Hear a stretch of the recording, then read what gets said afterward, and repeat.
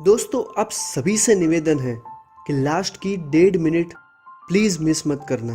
कई स्टूडेंट्स बहुत पढ़ाई करते हैं, डेली शेड्यूल बना के पढ़ते हैं। एग्ज़ाम के टाइम में तो 10-10, 12 घंटे पढ़ाई करते हैं, लेकिन फिर भी जब एग्ज़ाम हॉल से बाहर निकलते हैं तब मायूस चेहरे के साथ आते हैं और ये देख के बहुत दुख होता है। लेकिन सोचने वाली बात तो ये है कि इतनी पढ़ाई करने के बाद भी पेपर क्यों अच्छा नहीं जाता है। और मोस्ट ऑफ द स्टूडेंट्स इसकी वजह बताते हैं कि पेपर ही कंप्लीट नहीं हुआ, यानी कि एग्ज़ाम में वो 100 मार्क्स का पेपर ही नहीं लिख पाते हैं।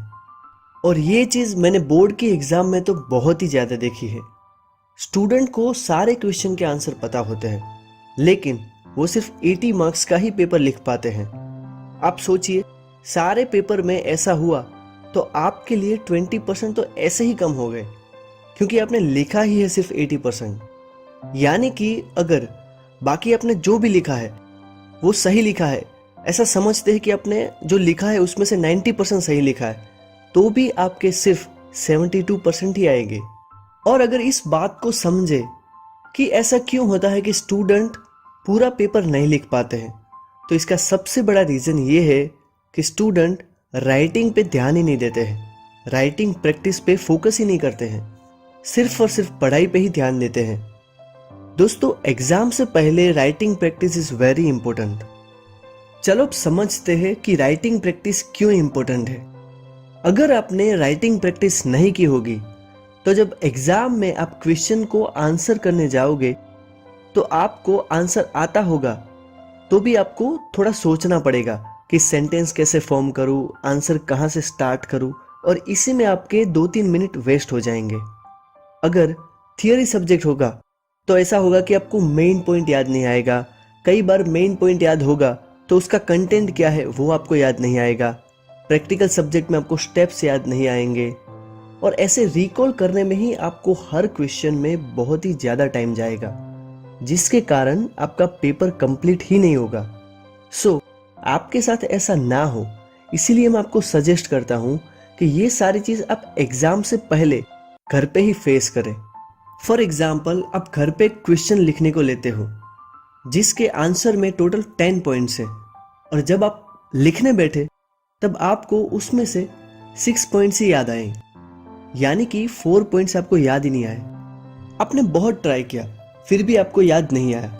फिर जब आपने आंसर देखा तब आपको रियलाइज हुआ, ओके ये 4 पॉइंट मुझे याद नहीं आए। सो फ्रेंड्स, फिर ये क्वेश्चन एग्जाम में आ गया तो मैं आपको गारंटी के साथ बोलता हूँ कि आपको 10 के 10 पॉइंट याद आएंगे। लेकिन अगर आप ये प्रैक्टिस घर पे नहीं करते हो तो एग्जाम में आपको वो 6 पॉइंट्स ही याद आएंगे। सो आपको मैं सजेस्ट करता हूँ कि एग्जाम से पहले घर पे राइटिंग प्रैक्टिस कीजिए। बहुत सारे स्टूडेंट्स की एक कंप्लेन रहती है कि सर पढ़ाई तो हो जाती है लेकिन डेली या वीकली रिवीजन ही नहीं होता है। तो इसका भी मैं एक सॉल्यूशन देता हूँ कि अगर आपसे रिवीजन नहीं होता है तो आप डेली 1 आवर 2 to 3 क्वेश्चंस लिखने की आदत डाल दो। इससे आपको राइटिंग प्रैक्टिस भी हो जाएगी और वो सभी क्वेश्चंस का रिवीजन भी हो जाएगा। मुझे पता है कि अब कई स्टूडेंट्स ये सोचते होंगे कि सर पढ़ाई के लिए ही टाइम नहीं मिलता है तो राइटिंग प्रैक्टिस कब करें। तो उनको मैं बोलना चाहता हूँ कि तुम्हारे पास फ्रेंड्स के साथ घूमने जाने के लिए टाइम है, दूसरों के व्हाट्सएप स्टेटस देखने के लिए टाइम है, व्हाट्सएप का डीपी अपडेट करने के लिए टाइम है, लेकिन खुद को अपडेट करके खुद का बेस्ट वर्जन बनाने के लिए टाइम है ही नहीं। अगर आप ऐसा बोलते हो कि टाइम ही नहीं मिलता है तो एक चीज़ हमेशा याद रखिए, वक्त सभी को मिलता है ज़िंदगी बदलने के लिए, लेकिन ज़िंदगी दोबारा नहीं मिलती वक्त बदलने के लिए। सो अपने टाइम की वैल्यू करो, सो अपनी लाइफ को सीरियसली लो। रख भरोसा खुद पर, क्यों ढूंढता है फरिश्ते, पंछियों के पास कहाँ होते हैं नक्शे, फिर भी ढूंढ लेते हैं सारे रास्ते। मेरे दोस्त, यूं जमीन पर बैठकर क्यों आसमान देखता है, पंखों को खोल, जमाना सिर्फ उड़ान देखता है। सो फ्रेंड्स, आप सभी को योर सक्सेस पे टीम की ओर से all the best, best of luck.